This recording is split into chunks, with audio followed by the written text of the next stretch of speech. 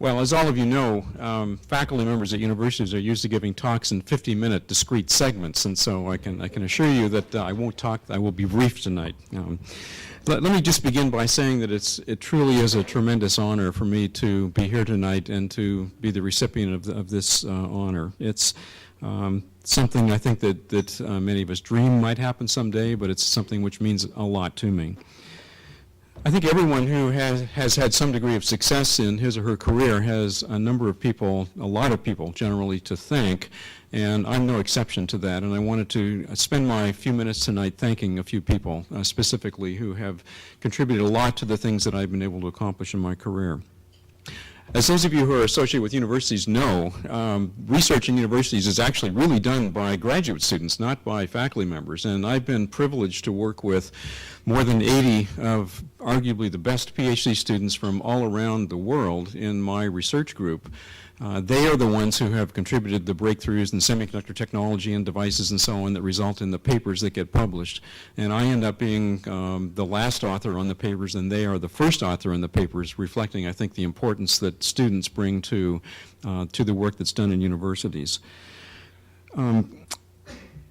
One of my earliest PhD students actually is here tonight, and I wanted to point him out and say a special word about Peter Griffin, who worked with me 25 years ago on his PhD degree. He came from Ireland and wasn't quite sure what he wanted to do, but he ended up working with me on a PhD degree. And when he graduated, he actually chose to stay at Stanford, and for the last 25 years, he has actually been closely involved with my research group and with many of the students that I work with over the years. And in fact, if you look at the publications on my resume and so on, you will find his name on the vast majority of the papers that I've been associated with. So Peter, thank you for all that you've done.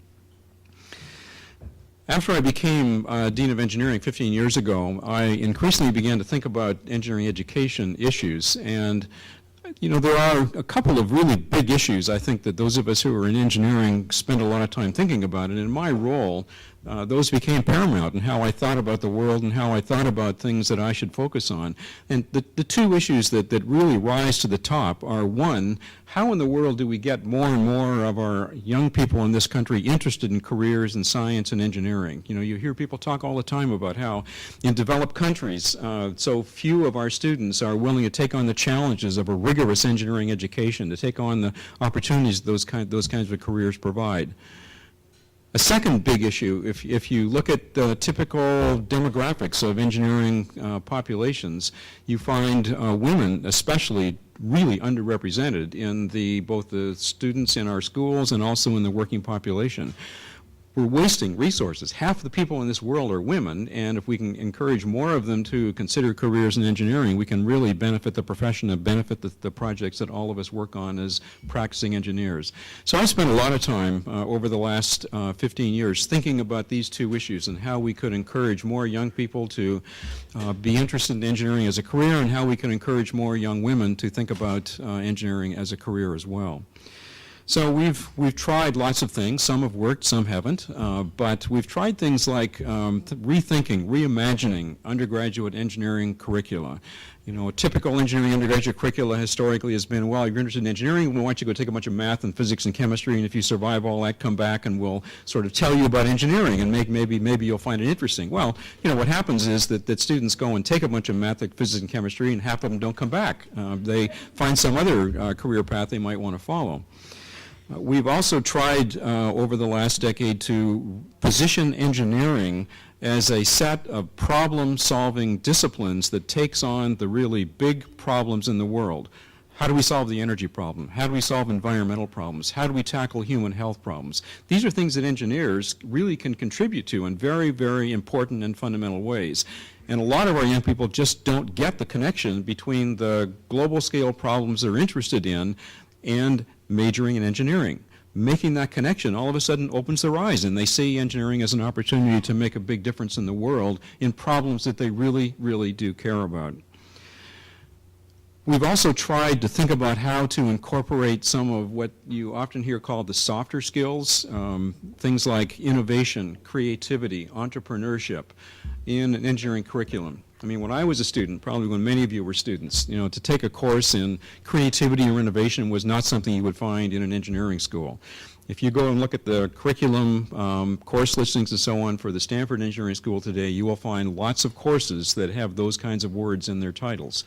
Now, they are not required courses, they are not parts of a major, they are opportunities for students, and what's amazing is the way in which our students have flocked to those courses because they recognize the importance of the softer skills in their careers, whatever they end up doing throughout their careers, whether they're engineers or whether they move on to business and management or other opportunities. So we tried a lot of things to work on the numbers of young people who think about engineering careers and the numbers of young women who think about engineering as a career. And, you know, I'm just delighted that we're now far enough along in this process, we're actually seeing the results of these innovations and these changes that we've made. Some of you may have heard these numbers. At Stanford, you know, where freshmen come in and they can pick any major they want. We're admitted to the university and not to a particular major. Historically, something like 20% of Stanford students have picked an engineering major.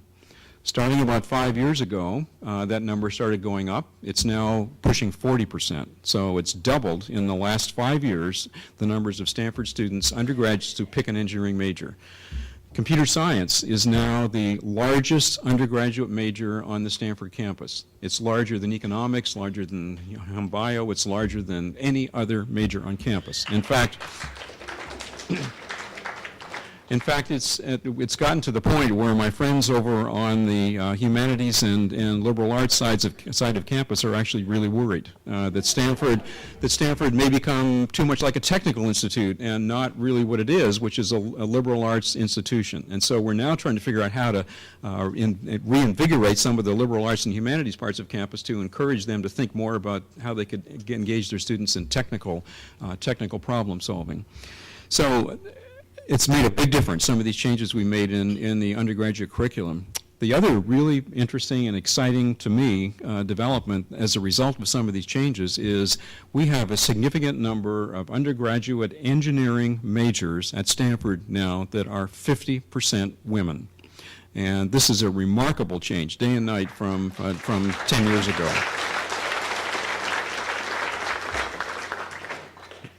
This is a bit of an aside, but when I look at the majors that women choose as undergraduates at Stanford and which engineering majors they pick, interestingly enough, they pick majors which tend to be perceived as majors which are working on the big problems the world's facing, bioengineering, environmental engineering, things like this, or they pick majors where there is perceived to be a lot of teamwork and collaboration and involvement working with other people involved, like things like product design, for example. What they don't pick are majors which are perceived to be individual engineers sitting in a cubicle writing code, things like computer science, for example.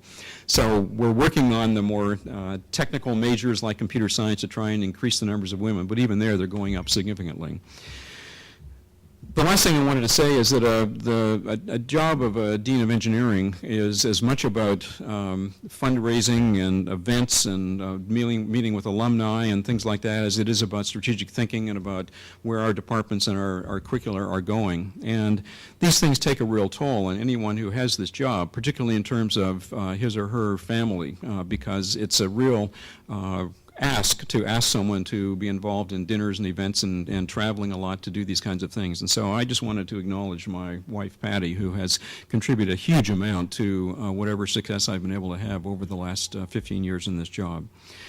So let me finish up again just by thanking all of you for being here. This is a tremendous honor for me, and I'm truly delighted to be here and to thank all of you for recognizing me for this honor. Thank you.